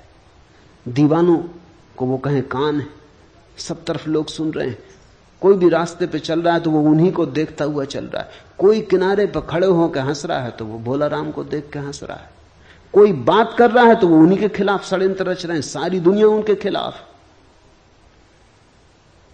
फिर कोई उपाय न देख के मुझे एक ही रास्ता दिखाई पड़ा। एक परिचित मित्र थे, इंस्पेक्टर थे, उनको समझाया कि तुम आ जाओ एक दिन फाइल लेके। कोई फाइल हो तो हम ले आए, कोई फाइल है ना कुछ। इस आदमी ने कभी कुछ किया ही नहीं, सिर्फ एक दफा भंग पी, थोड़ा उधम मचाया, खत्म हो गई बात। अब इसमें कोई इतना शोरगुल नहीं। तो कोई भी फाइल ले आओ, कागज कोरे रख के आ जाना, मगर फाइल बड़ी होनी चाहिए, क्योंकि वो कहते हैं फाइल बड़ी और भोला राम का नाम लिखी होनी चाहिए। और तुम चिंता मत करना, 2-4 हाथ इनको रसीद कर देना और बांध भी देना हथकड़ी इनके हाथ में। और जब तक मैं तुमको 10,000 रुपया रुश्वत न दूं, इनको छोड़ने के लिए राजी मत होना, तभी शायद ये छूटे। लाना पड़ा। उन्होंने 2-4 हाथ उनको लगाए। जब उनको हाथ लगाए तब वो बड़े प्रसन्न हुए। वो कहने लगे मुझसे, अब देखो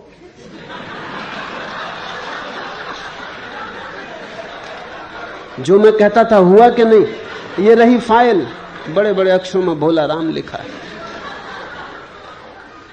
अब बोलो, वो सब समझदारी की बातें कहां गई?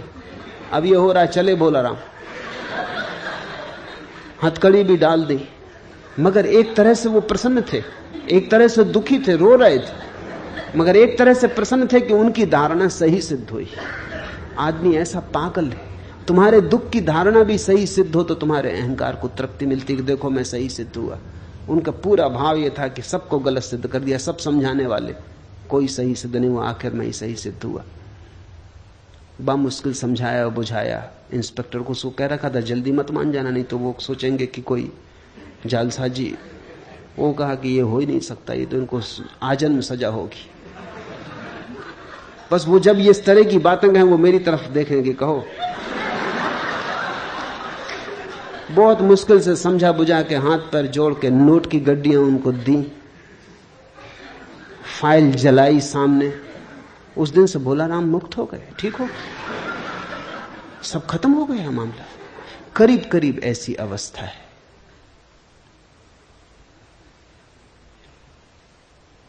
मुक्ति का अभिमानी मुक्त है और बद्ध का अभिमानी बद्ध, क्योंकि इस संसार में यह लोकोक्ति सच है कि जैसी मति वैसी गति। तुम जैसा सोचते हो वैसा ही हो गया है। तुम्हारे सोचने ने तुम्हारा संसार निर्मित कर दिया है। सोच को बदलो, जागो और ढंग से देखो। सब यही रहेगा, सिर्फ तुम्हारे देखने, सोचने, जानने के ढंग बदल जाएंगे और सब बदल जाएगा। मुक्ताभिमानी मुक्तो ही बद्धो बद्धाभिमान्यपि किम वदन्ति है सत्ययम या मतिसा गति भवेत, या मतिसा गति भवेत। तो जैसा सोचो, जैसी मति वैसी गति हो जाती। आत्मा साक्षी है, व्यापक है, पूर्ण है, एक है, मुक्त है, चेतन है, क्रिया रहित है, असंग है, निष्प्रह है, शांत है। वह भ्रम के कारण संसार जैसा भासता है। साक्षी, व्यापक, पूर्ण। सुनो इस शब्द को। अष्टावक्र कहते तुम पूर्ण हो। पूर्ण होना नहीं है,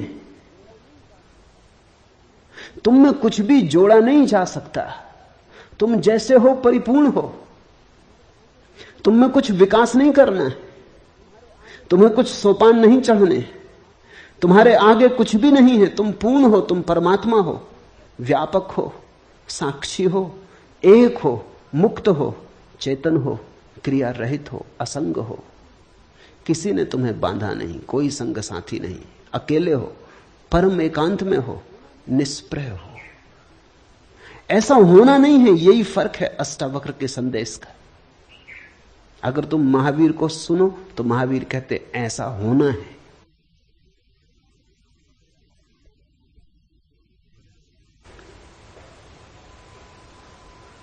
अष्टावक्र कहते हैं ऐसे तुम हो।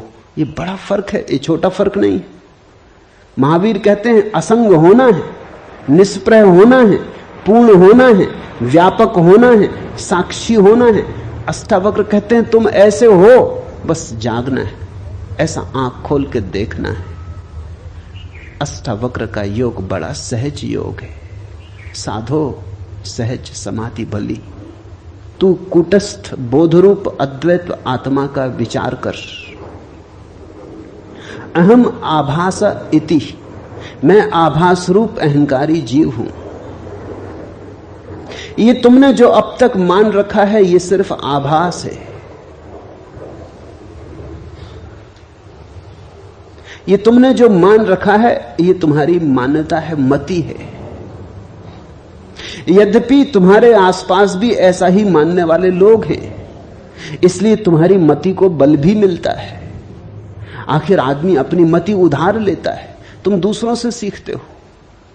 आदमी अनुकरण करता है। यहां सभी दुखी हैं, तुम भी दुखी हो गए हो। जापान में एक अद्भुत संत हुआ, होते ही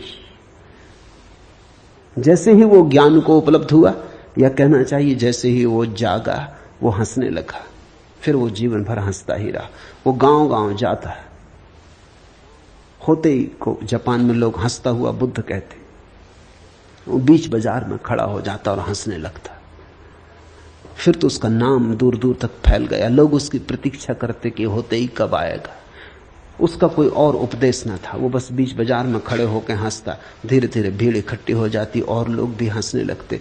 होते ही से लोग पूछते आप कुछ और कहो। वो कहता और क्या कहें, नाहक रो रहे हो, कोई हंसने वाला चाहिए जो तुम्हें हंसा दे। इतनी ही खबर लाता हूं कि हंस लो, कोई कमी नहीं है। दिल खोल के हंसो, सारा अस्तित्व हंस रहा है, तुम नाहक रो रहे हो। तुम्हारा रोना बिल्कुल निजी, प्राइवेट है।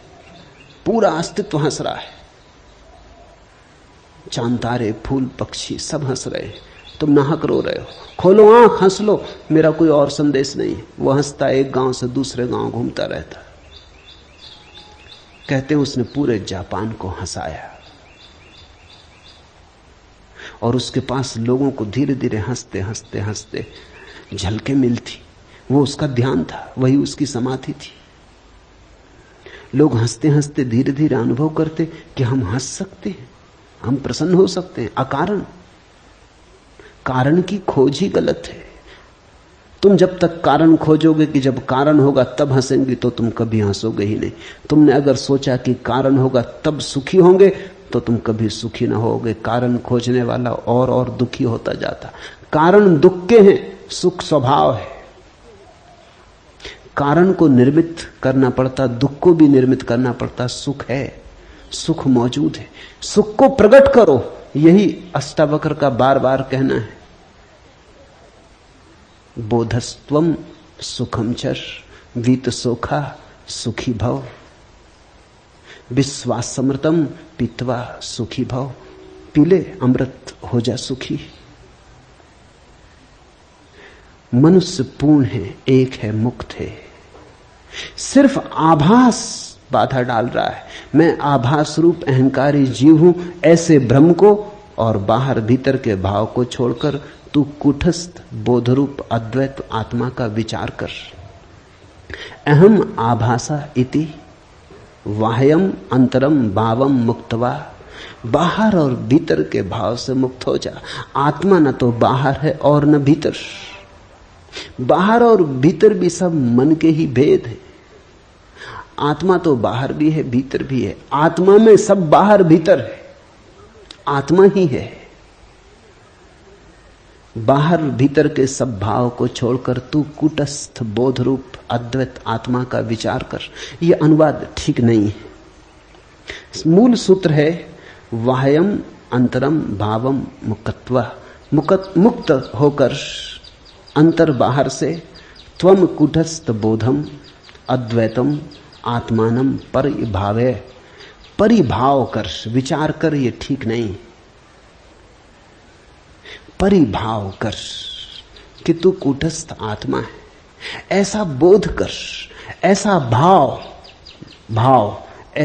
ऐसी भावना में जग। विचार तो फिर बुद्धि की बात हो जाती, विचार तो फिर ऊपर ऊपर की बात हो जाती। सिर से नहीं होगा, ये हृदय से होगा। ये भाव प्रेम जैसा होगा, गणित जैसा नहीं। ये तर्क जैसा नहीं होगा, गीत जैसा होगा, जिसकी गुनगुनाहट डूबती चली जाती गहराई तक और प्राणों के अंतरतम को छू लेती, स्पंदित कर देती। परिभाव कर कि मैं कूटस्थ आत्मा हूं। ये घूमता हुआ चाक नहीं, बीच की कील हूं। कील यानी कूटस्थ।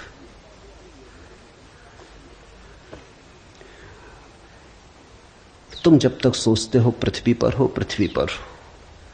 जिस क्षण तुमने तैयारी दिखाई, जिस क्षण तुमने हिम्मत की, उसी क्षण आकाश में उड़ना शुरू हो सकता है। दल के दल तैर रहे मेघ मगन भू पर, उड़ता जाता हूं मैं मेघों के ऊपर। एक अजब लोक खुला है मेरे आगे, कोई सपना विराट सोए में जागे। कहां उड़ जाता है समय सिंधु घर घर।